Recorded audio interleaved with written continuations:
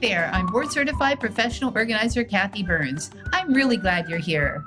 This podcast is designed for busy entrepreneurs just like you who want to take better control of your business and move forward with less stress and more success.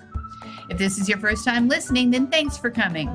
The Organized and Energized podcast is produced for your enjoyment, and show notes are found at thepodcast.organizedandenergize.com.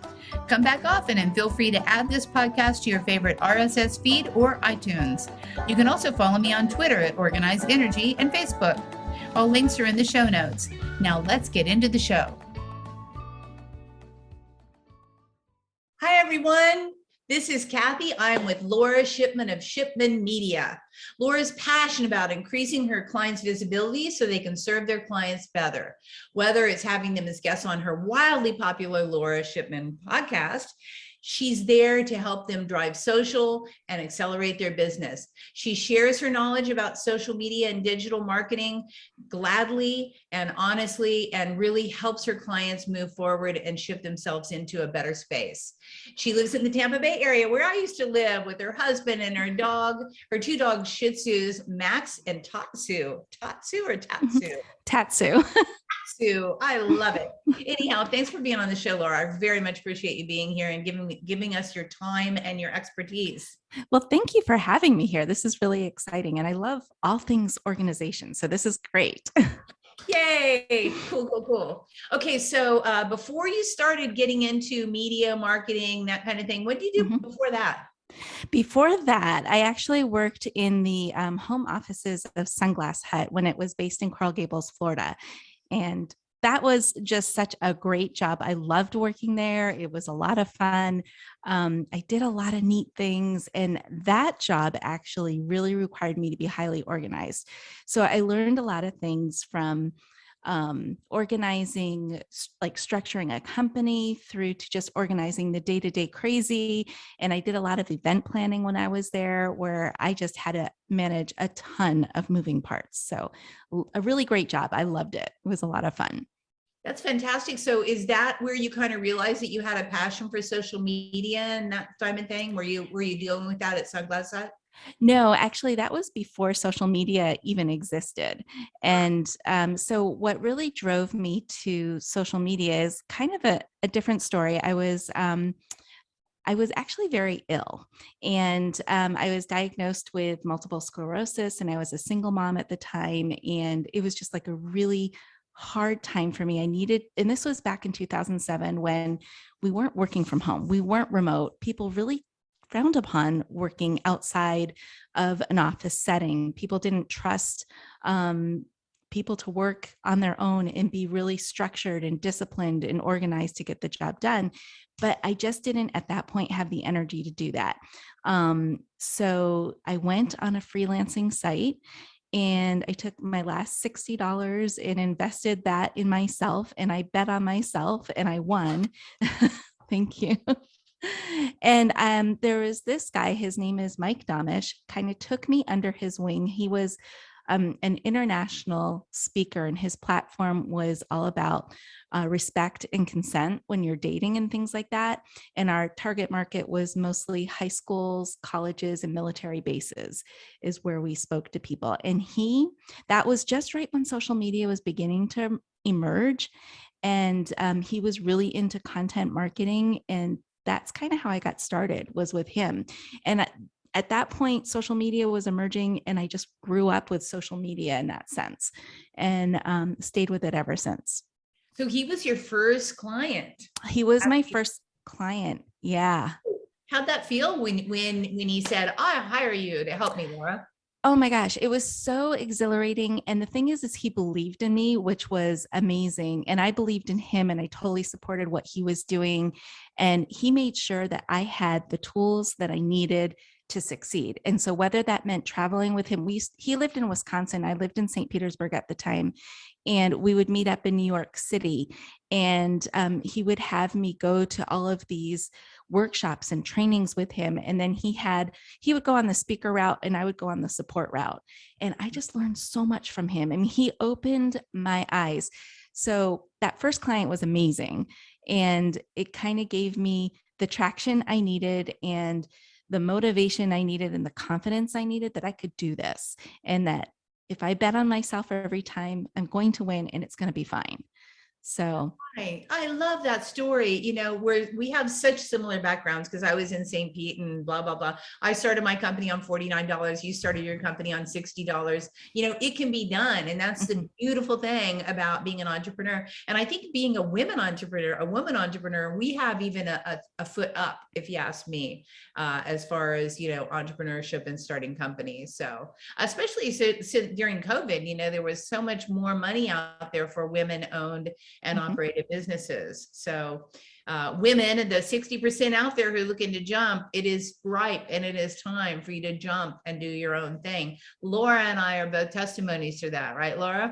absolutely. I mean, I often say I'm unemployable because I've worked for myself for so long, since 2007. I would never have it any other way. I mean, to have your own business, to structure it the way you want around your lifestyle and at the pace you want, you can't do that anywhere else, really. I mean, it's hard to. I can't say that you cannot do it, but it's harder to do it on somebody else's terms versus your own terms. Absolutely. Hey, that leads me into the next question. A perfect segue. What advice would you give to other entrepreneurs who want to create more freedom within their business? I know that oftentimes our business will end up being our boss. I always say, my boss is mean. So if you had to give a piece of advice to someone who's feeling a little bit strangled by their business, what would you say to them? I would say, take a step back, take a look at your business, and really get analytical about how you're approaching it. Are you spending your time in the best places? What can you outsource? Who do you need to hire? And make sure every activity that you're doing is pushing you to your next goal. And you might have this huge goal out there. Keep that goal in your horizon, but look at the mini goals that you need to attain to get to that big goal, and make sure every activity you're doing is pushing you there. Otherwise, you're wasting your time and you are being drowned by your business. You're being strangled by your business because maybe you have too many, I guess, flashy objects that are distracting you from keeping you where you need to be. Squirrel. A squirrel, exactly. And it's such a hard lesson to learn because you can easily fall victim to burnout if you don't watch it, if you don't watch yourself. Yeah. So what's one lesson that your business has taught you over the years that you would tell other people that have either been in business for a long time or are just starting out? First, okay, I don't know. I say there's no rules. I mean, there are certain rules you need to follow, like tax rules and things like that. But as far as creating your business and what you're looking to do, there are no rules. So do what you want to do for yourself. Follow that passion or that idea and ignore the people who tell you you can't, or that it's impossible, or that you're going to fail. Because tell yourself, don't listen to them, because if they were going to be doing something like you're doing, let me back up. They're not doing what you're doing right now, right? They're probably working the 9 to 5, working in that job, which, by the way, my husband and I always joke stands for just over broke. So don't listen to those people. Really listen to your gut, listen to your instincts, listen to your passion, and just go for it. I love that. Absolutely. I love that job, just over broke. Just over broke. If you're doing a job, that means you ain't doing it right. Right. Right. That's absolutely right. And just a fun fact, both my husband and I are entrepreneurs. So we've been that way for a long, long time. And we just believe in it so much. Yeah, absolutely. And again, we're simpatico on that. My husband's also an entrepreneur. We're like twinsies on opposite sides of the US. That's right. So, tell me about a time when you discovered a really powerful organizational tool, and what was it and how did that impact you? Oh, okay. So for me, those tools are in the digital world because I do a lot of social media.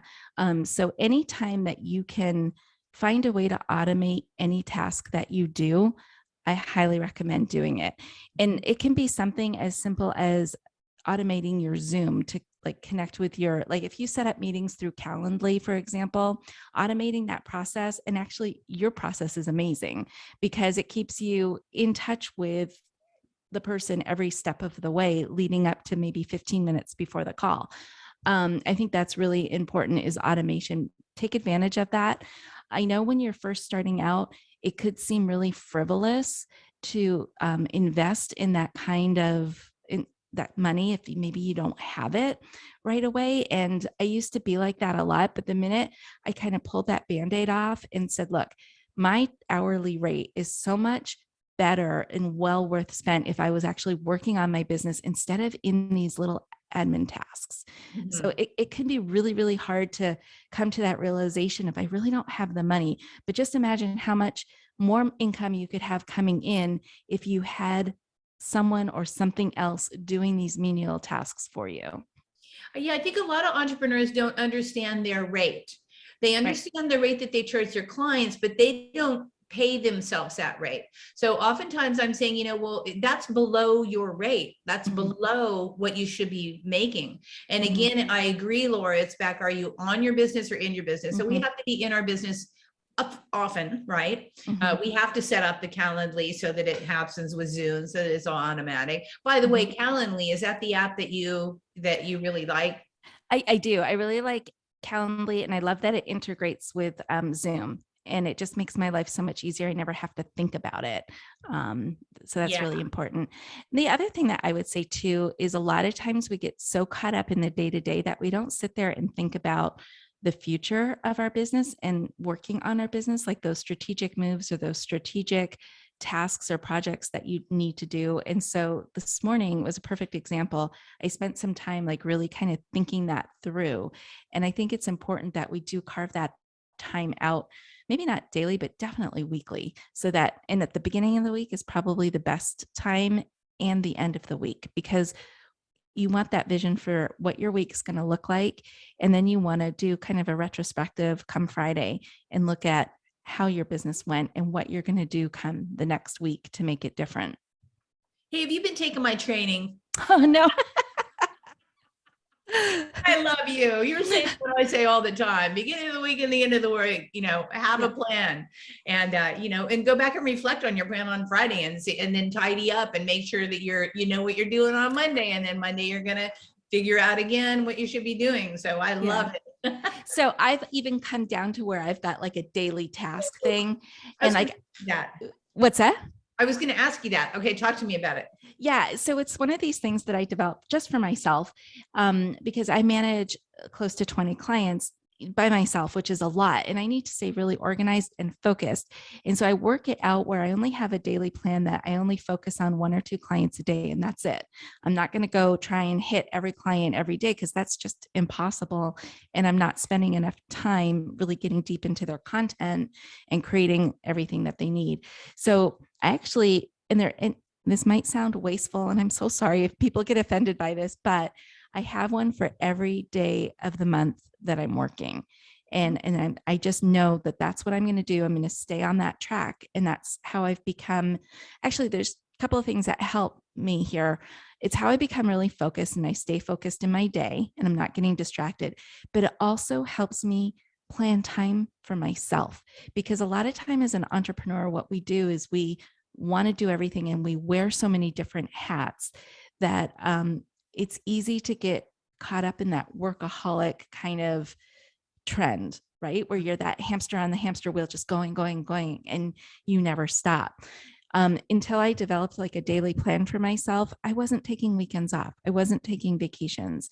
I kind of lost myself to my business. And I didn't, it's funny because my friend and I were talking about this the other day, is like, what are our passions? And there's so many times where we get lost in our work that we forget about what makes, me Laura, or you Kathi, or, you know what I mean? So if you don't do that, you're going to lose yourself. And that's kind of like the secret sauce to the magic of your business, is not losing yourself, because it's your personality, your creativity, excuse me, and your ideas that really are the driving force behind your business. If you lose that, your business is going to feel it too. That's so succinct, and that's so true. And that's why I think, number one, there's enough business out there for everybody, because no one can do what you do the way you do it or the way you think. But I do agree, I was at one point when I rebranded my company to Organized and Energized. I actually did that so that I could gain more energy in my business, because I had lost myself with Add Space to Your Life, was my original company. I'd lost what's my hobby? Gosh, I don't know. Do I have any hobbies? It's like, okay, let's gonna rebook, revamp, rebrand, refigure out who's Kathi, what she's doing. I love to talk, hence the podcast. I love to meet other entrepreneurs. I love to pass on secrets of other entrepreneurs. And so, here I am. And I think if you get to the point in your business where you don't know what you like to do besides work, if work is your identity, yeah. Good. And that's a good sign of burnout too, or that burnout is coming soon, if you lose yourself like that. Absolutely. Okay. So what's the best piece of advice that anyone's ever given you as an entrepreneur? Anybody? That one's, you get a lot of advice when you are an entrepreneur from people who've been down that path and then the ones that haven't. Mine, I think the one that I've received is don't be afraid to try it. Just try it. And because it doesn't matter if you win, lose, or fail. Just try it, because you will always learn from whatever it is that you've done. So don't hold back, and just don't worry about trying it. Yeah. And there's nothing wrong with not succeeding in anything, because again, I agree. It's a way, it's kind of a compass back. You just tack into one thing, tack into another thing. And, you might fall off and go back around again and jive and come back into the wind and go a different way. It doesn't matter, but you shouldn't be going that way. Yeah. So fabulous. Okay. So I know that you have a valuable free resource to give the listeners here, and I bet it might have something to do with some social media of some sort. What is it that you want to offer the listeners or viewers? So actually, it's like a whole library of stuff that is, so this link that I have given you will just give you a bunch of resources to scheduling social media, to templates, to, advice on how to do social media, how to save time. Because chances are, if you're an entrepreneur and maybe you're a one-person show or a two-person show, you're probably doing a lot of your own social media. And to be able to schedule that and come up with content and things like that is just, really helpful to have somebody in your back pocket who will help you do that. So definitely go check that out. I love that. That's fabulous. I just have to ask you, have you ever used Buffer, and do you have any of your clients use Buffer for scheduling? I actually use the two tools I use Hootsuite and I use Facebook's Creator Studio. Those are my two go-to. They have Creator Studio with Facebook is free.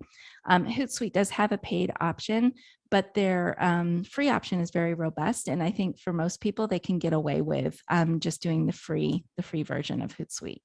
Oh, that's fantastic. Yeah, I didn't know they had a free version. So last time I checked into them, I went to one of their little Facebook conference things. It's really fun.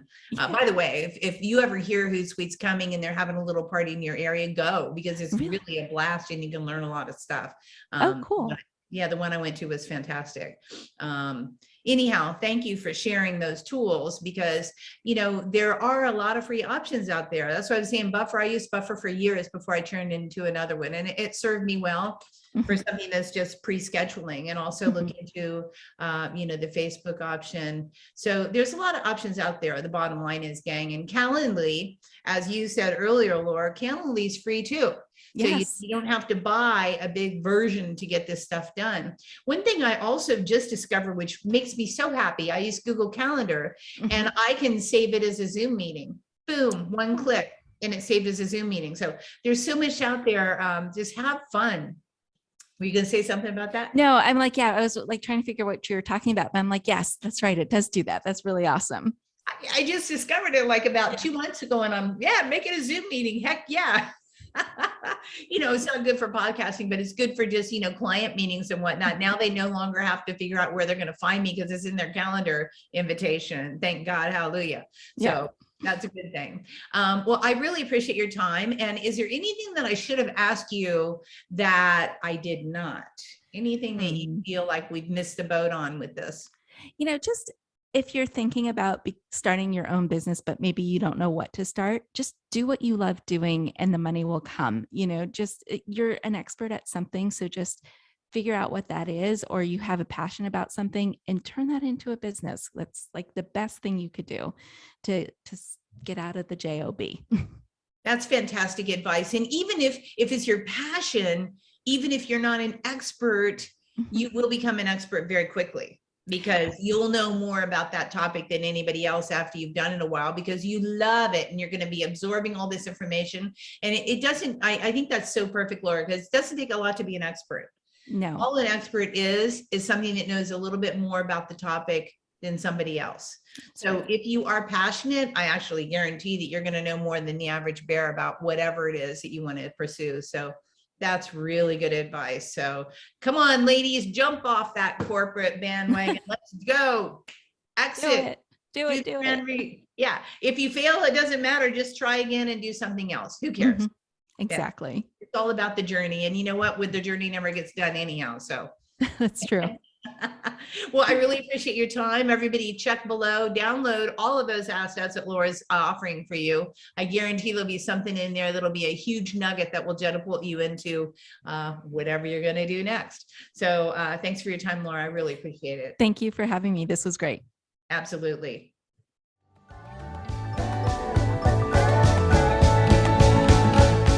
Hey, thanks for listening to this podcast. I hope you enjoyed this episode, and if you want to hear more, feel free to subscribe on the platform of your choice. Also, if you feel so inclined, I would truly appreciate a good rating from you to me. Have a stellar day.